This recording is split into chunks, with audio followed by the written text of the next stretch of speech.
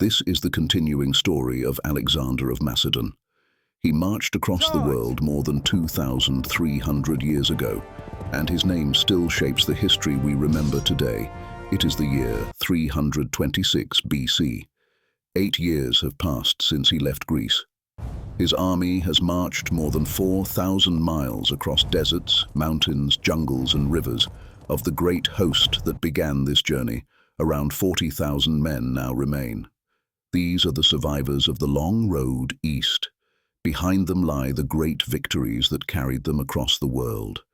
Ahead lies an unknown land deeper into India, beyond the 5 rivers of the Punjab, and toward kingdoms rumored to be stronger than any they had faced before. Before we take another step forward, we must remember the journey that brought us here. We began with his life story. We saw the boy who tamed Bucephalus, the prince who became king at 20, and the young commander who crossed the Hellespont and refused to turn back. We marched through all the battles that forged his legend. The Granicus, where courage rewrote the course of the war. Issus, where he broke the Persian center Tyre, where he built a road through the sea. Egypt, where Alexandria was born. Gaugamela, where the fate of empires changed in a single afternoon. Babylon. Susa and Persepolis, where victory burned like fire. Then came the long march east through storms and rebellion.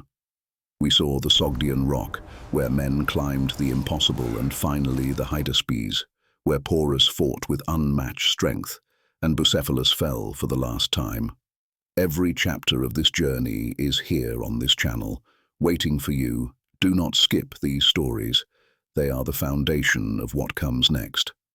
I am Marcus Lucius Varro, your narrator and witness on this path.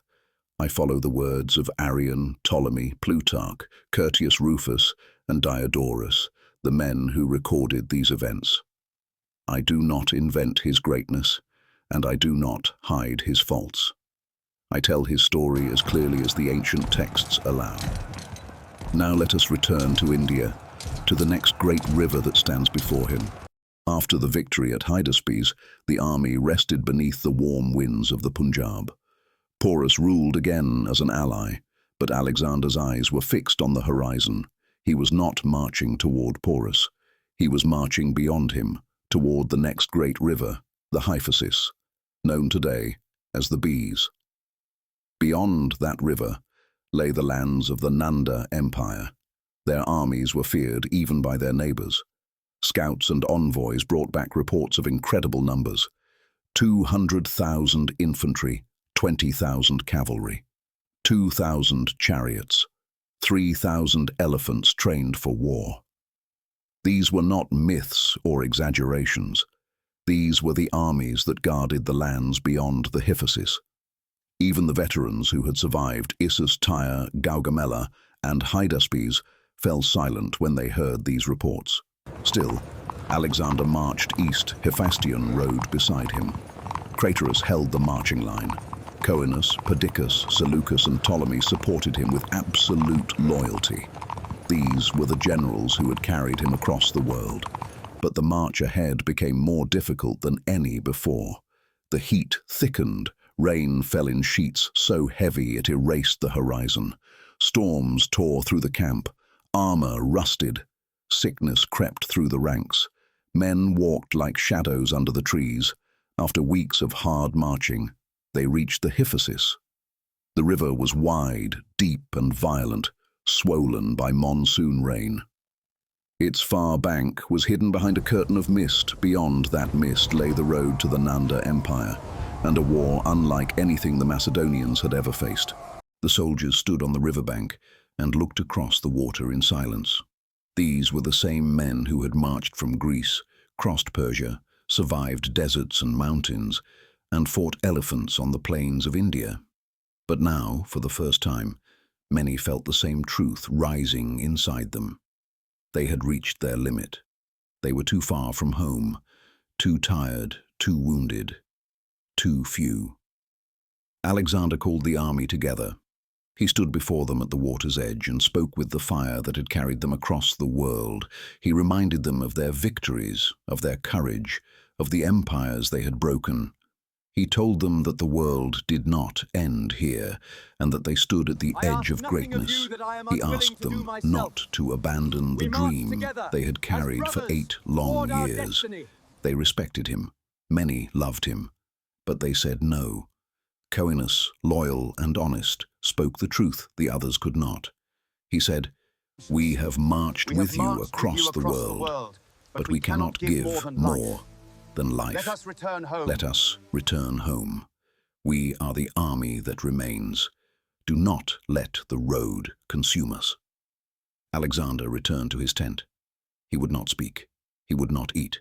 He shut himself away from the world for 3 days as the army waited in silence. When he finally emerged, the decision was written on his face. He would not break the men who had carried him from Macedonia to the edge of the world. He would turn back, but he would leave a mark before doing so. Alexander ordered 12 great altars to be built along the riverbank. Each altar rose higher than a siege tower and was carved with the symbols of the gods. These altars formed a final monument to the greatest march in human memory. They told the world that the Macedonians had reached the end of the earth and could have gone further had they chosen to, and so the march west began. Not toward Greece, but down the Indus River toward the ocean. Ahead lay fierce tribes, betrayal, storms, famine, and a desert that would test the army more than any battle they had fought. That long and terrible road we will walk together at another time. For now, we end this chapter on the banks of the Hyphasis, with a king staring east at a world he would never conquer, and an army staring west toward a home they had not seen in 8 long years. Before you leave, I ask 2 things of you, my friend. First, please leave a comment. Your comment truly matters to us. Share your thoughts about Alexander, his victories, his limits, and this moment where even he could not command the will of his army. We read every comment, and your words help others discover this journey from Greece to the edge of the world. Second, I ask you to subscribe. It is the best way to join us for the next chapter of this story, and for the many more tales we will tell of kings, warriors, generals, and conquerors who shaped the course of history. Every great adventure we have already walked, from his life story to the battles of the Granicus, Issus, Tyre, and Gaugamela, to the fall of Persia and the road to India, is here on this channel, waiting for you. We have told this story with all the truth the ancient writers allow. It is my honor to walk this road with you. I am Marcus Lucius Varro. May wisdom guide your thoughts and courage, steady your steps. Until we meet again, farewell.